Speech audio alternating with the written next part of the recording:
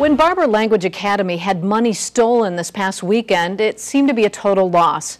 But after seeing the story on WTVO last night, some of Rockford's youth decided to step in to help. WTVO's Marty Casper has more. When one Rockford school has money stolen, another one steps up to help. I plan to go home and empty my piggy bank. I'm going to look for loose change in the drawers, and I'm going to get some money out of my piggy bank too. Barber Academy was broken into over the weekend. A thief stole money that the students had worked extra hard to raise. And when a teacher at Keith Country Day School discussed the incident with her students, they were eager to help. I brought it up. They thought it was a good idea, and so they've taken the ball and have run with it. Students at Keith School will spend the next 2 days gathering loose change, all because they feel compelled to do the right thing.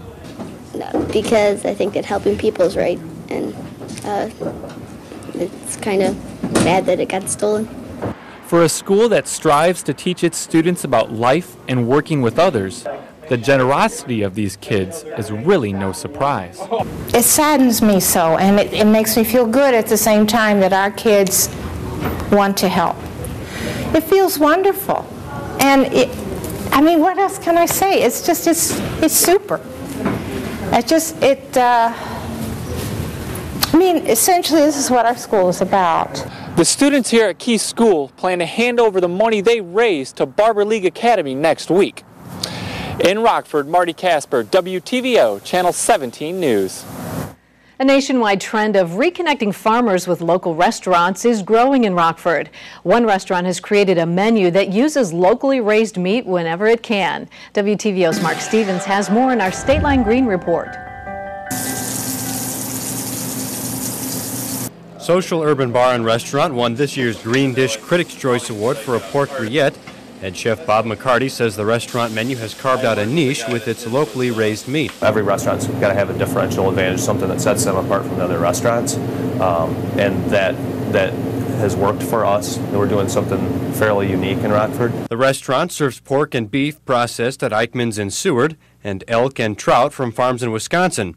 Not everything is locally produced, like shrimp, but buying local has its advantages. We get better quality product by buying local. It's not sitting around in the freezer. Third generation Eichmann's butcher, Tom Eichmann, says he's seeing the trend too. People are trying to connect with their food a lot more right now. They're tired of the bigger, they want to know the farmer, know where it's being handled. And Eichmann says restaurants can benefit from a local producer. When someone like Bob calls up and goes, hey, can I get something special? I want it done like this. I want it, we can accommodate them. That's something the big guys have one standard cut. We don't. McCarty says the customers like it. They appreciate it.